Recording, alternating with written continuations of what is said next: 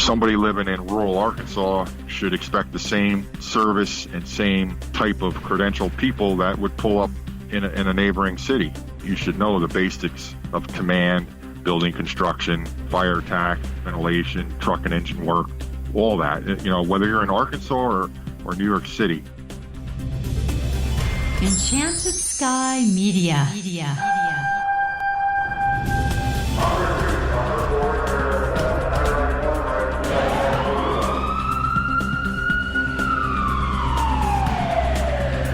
From the Enchanted Sky Studios in Prescott, Arizona, this is Code 3, the Firefighters Podcast, hosted by award-winning journalist Scott Orr.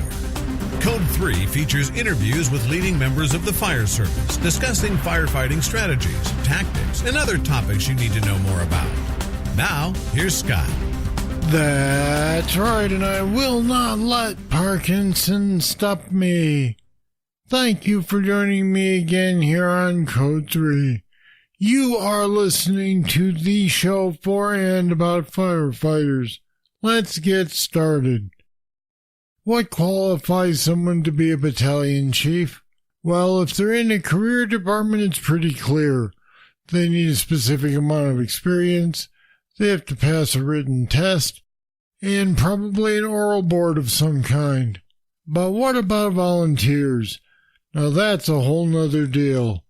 The volunteer BC may simply have more time and grade before being allowed to promote.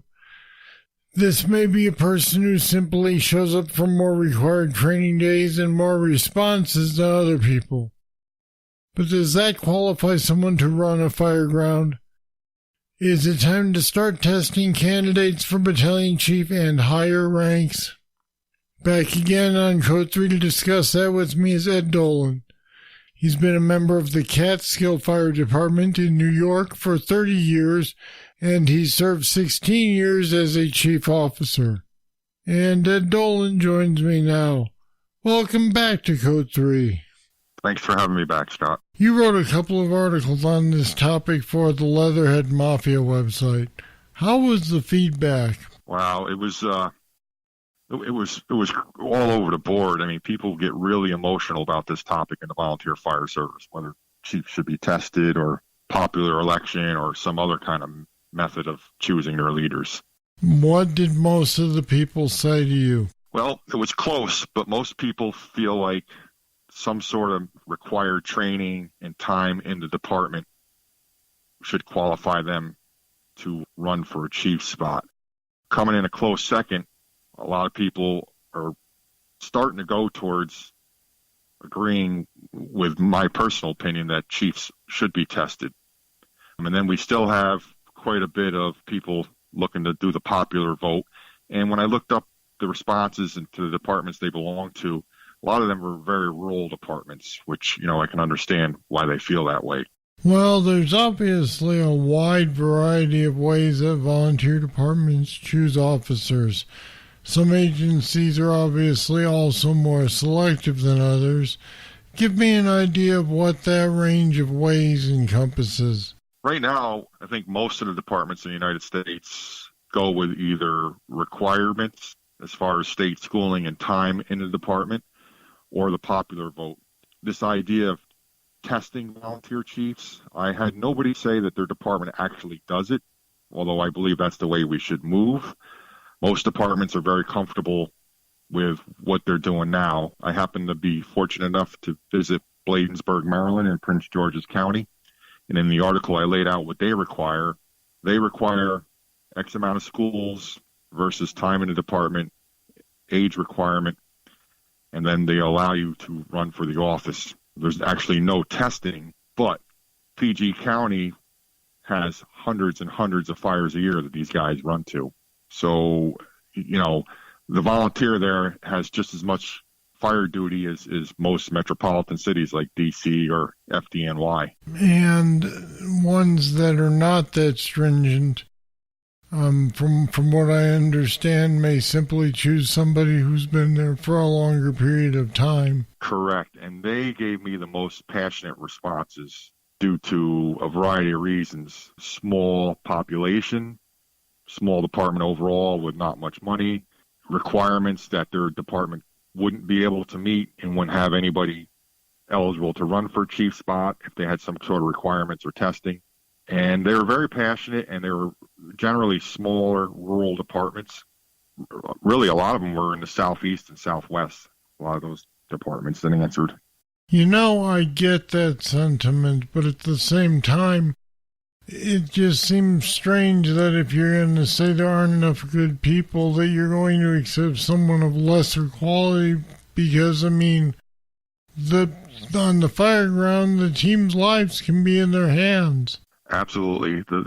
Today's fireground, the last 25 to 30 years, has changed drastically. We're all well aware of the testing that's been done on how fire develops and grows rapidly compared to 25, 30 years ago. That allows for more rapid extension. Chiefs in the street 30 or 40 years ago, we weren't going inside as much with air packs and getting as deep as we do today. So what worked 40 years ago doesn't work today, in my opinion. Those departments, I feel they're shortchanging themselves. They're not putting the public's interest at mind when they allow people that aren't really qualified to hold those positions.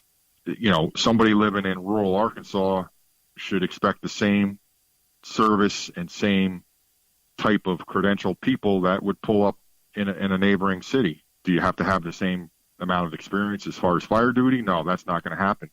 But you should know the basics of command, building construction, fire attack, ventilation, truck and engine work, all that.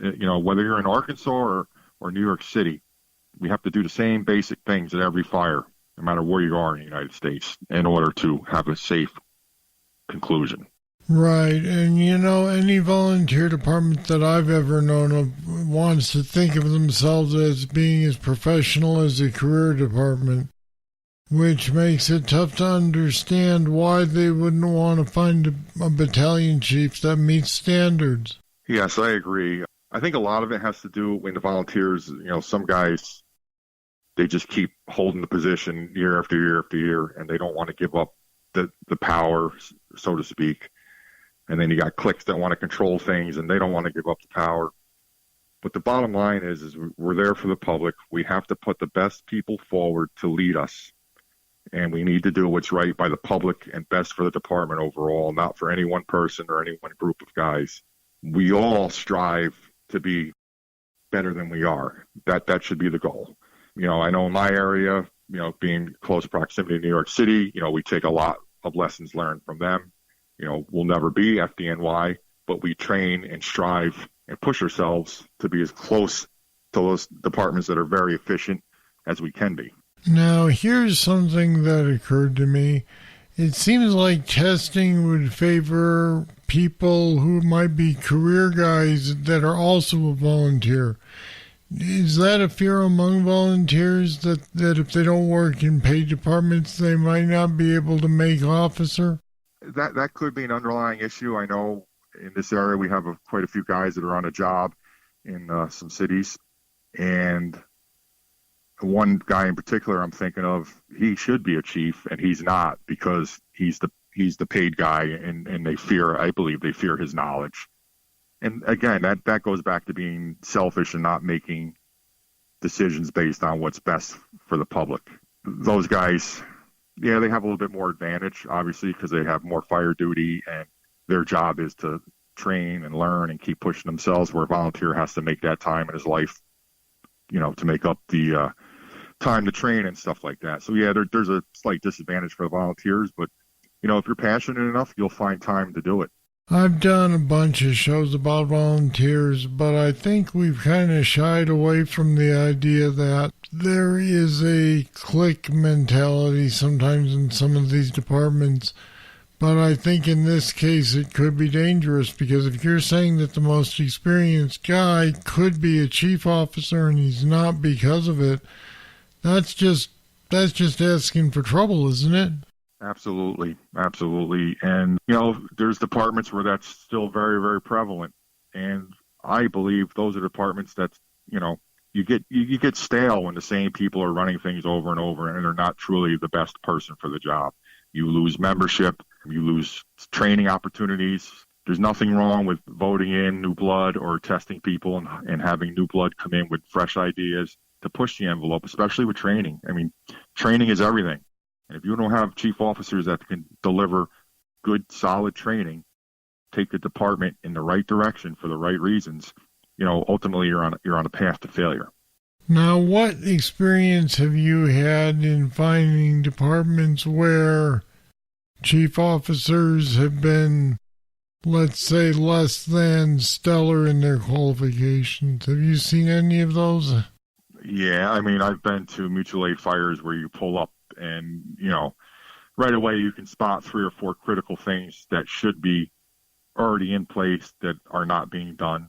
And, you subtly try to make suggestions and ideas, to not ruffle feathers. But we also have to protect our own members when we go to these places to make sure they're not put in danger by decisions that are made by people with no experience or just ignorant people in general and not wanting to take, advice from fellow chiefs. And this is another concept that we've not addressed much on this show. When you do pull up to a scene like that where you're not the IC, what do you do to make sure that your people aren't put into an untenable situation by somebody who maybe doesn't have the level of experience necessary?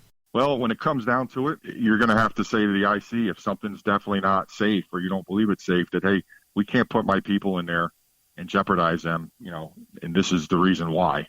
I've been to a fire where building collapsed and people were in a collapse zone that never should have been there.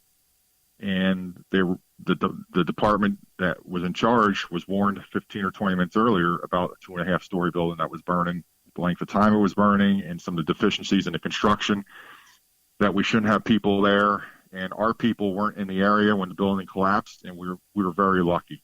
But there were some other members working in the collapse zone that lucked out and were not hurt.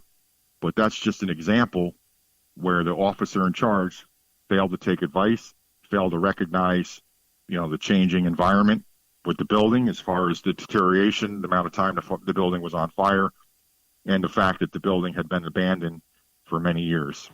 So bottom line, do you believe that eventually testing is going to become mandatory for these folks? I think it will eventually. I think it has to.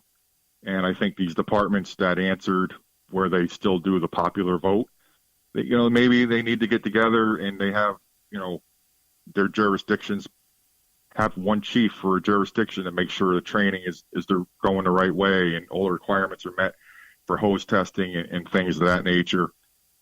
And then, each company has an assistant, but one chief oversees 3 or 4 of these little places, or maybe the county or the town hires a chief to run the department to make sure they have somebody that can really handle IC, mentoring, and all the other things that volunteer chiefs have to juggle.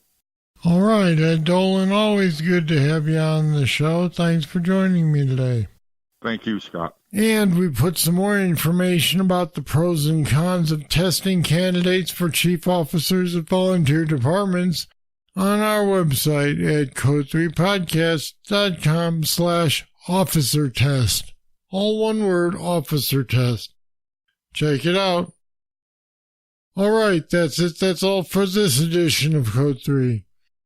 This time we talked about whether it's become necessary for volunteer fire departments to start testing people who want to promote to battalion chief.